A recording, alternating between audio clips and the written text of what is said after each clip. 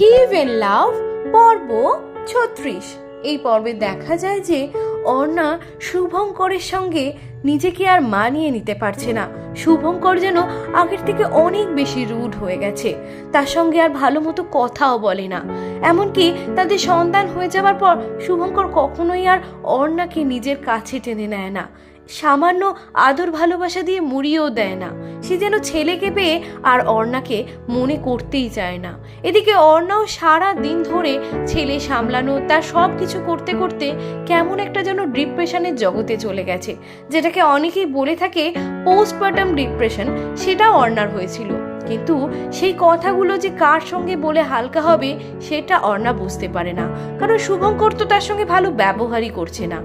এভাবে তাদের অনেক দিন শারীরিক মানসিক কোনোভাবেই যোগাযোগ ছিল না, এবং তাছাড়াও মানসিক শান্তি হিসাবে কখনোই শুভঙ্করের কাছ থেকে ভালো ভালো দুটো কথাও অর্ণা শোনেনি। সেই জন্য অর্ণা আস্তে আস্তে মনের ভেতরে ভেতরে যেন শেষ হতে থাকে। শুধুমাত্র ছেলের এই সুন্দর মুখপানা দেখেই তার মনটা ভালো হয়ে যায়। বাকি যেন বাঁচার জন্য আর সে কোনো অবলম্বনই খুঁজে পায় না। সে যে শুভঙ্করকে বিয়ে করেছিল এ যেন এক অন্য শুভঙ্কর, এ যেন আর তাকে চায় না, তাকে পছন্দই করে না। সব ব্যাপারেই সে যেন অর্ণাকে বাপের বাড়িতে রেখে দিয়ে আসবে বলতে পারলে আর কিছুই চায় না। অর্ণারও এই কথাটা শুনেই ভীষণ খারাপ লাগে। সে বোঝে যে তার কাছে শুভঙ্কর কেবলমাত্র সন্তান জন্ম দেওয়ার একটা মেশিন ছাড়া আর কিছুই নয়। আজ সন্তান পেয়ে গেছে বলে অর্ণা আজকে পর হয়ে গেছে, অর্ণাকে আর শুভঙ্করের দরকারই পড়বে না। ও অর্ণা প্রাণপণ চেষ্টা করছে যাতে শুভঙ্করের সাথে তার সম্পর্কটা খুব ভালো হয়, খুব ভালোভাবে এগিয়ে যায়, কারণ সে তো চায় শুভঙ্করের সঙ্গে ভালো থাকতে। আর আদিত্যও যেখানে গুছিয়ে সংসার করছে তখন সেই বা কেন খারাপ থাকবে, সেও তার স্বামীর সঙ্গে ভালোভাবেই সংসার করবে।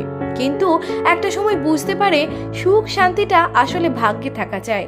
জেদ করে অনেক কিছুই হয়, জেদ করে সুখ শান্তি কিন্তু পাওয়া যায় না।